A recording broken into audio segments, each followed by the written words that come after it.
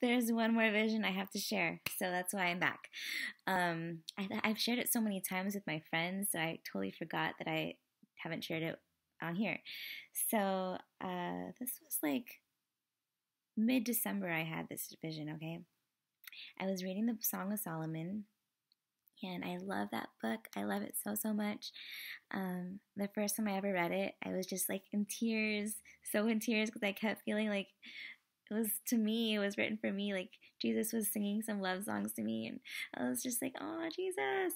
But so I was rereading this book, and it's funny because I had gone to church on Sunday, and that Sunday, and a woman had prophesied over me and said that the more I read the Bible, the more that was going to be revealed to me.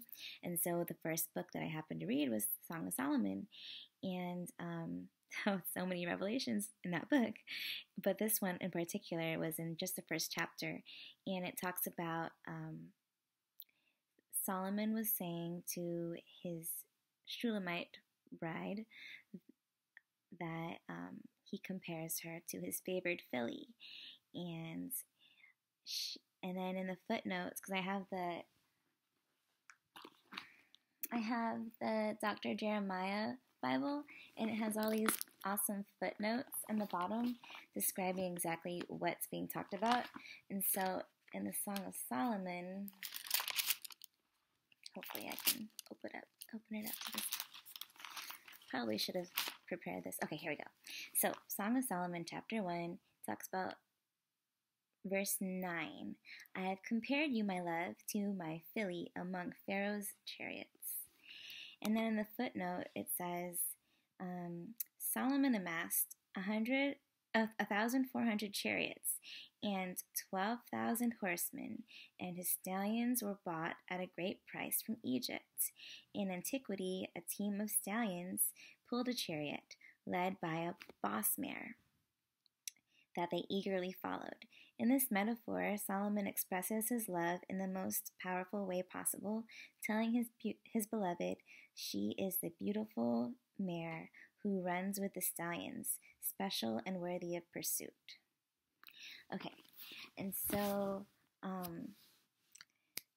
this vision that I had immediately after reading that verse was I saw I was a filly, and I was leading two stallions right behind me, and then right behind them were three stallions, and behind them were four stallions, and then six, and then it just like kept getting bigger and bigger and bigger, and we were all racing. It was like this huge army of stallions that was behind me, and I was leading them because in the distance I could see this massive kingdom of light, and we were all in the wilderness, but we were all racing towards this massive kingdom of light.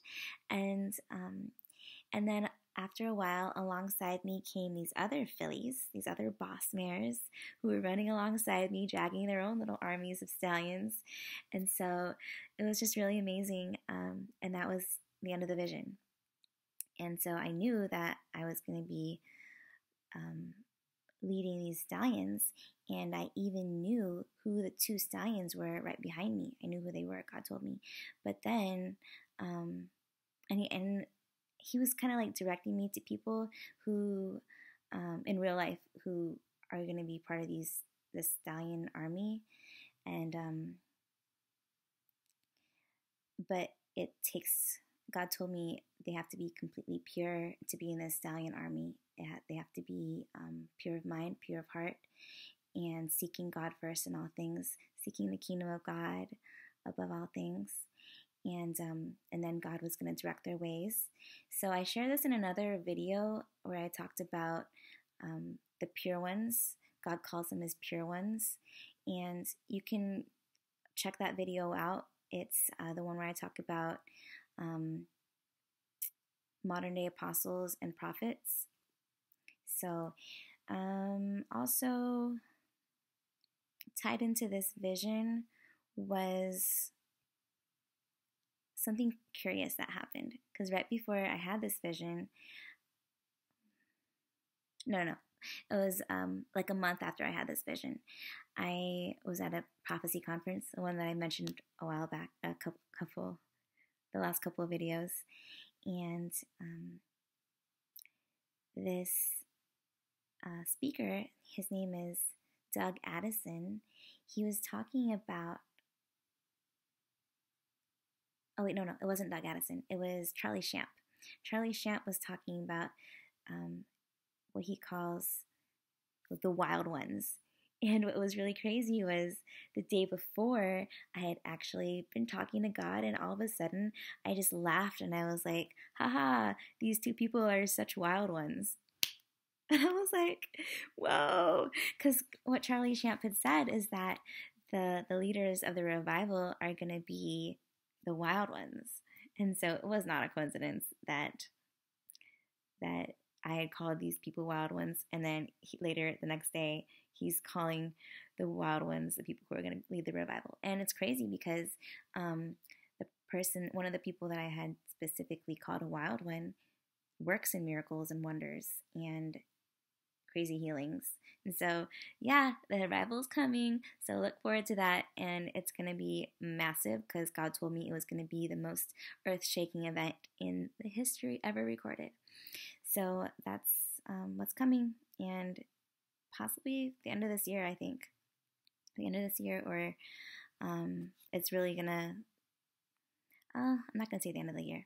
I don't know when it's going to happen, but I know it's going to happen super, super soon. Okay? So God bless.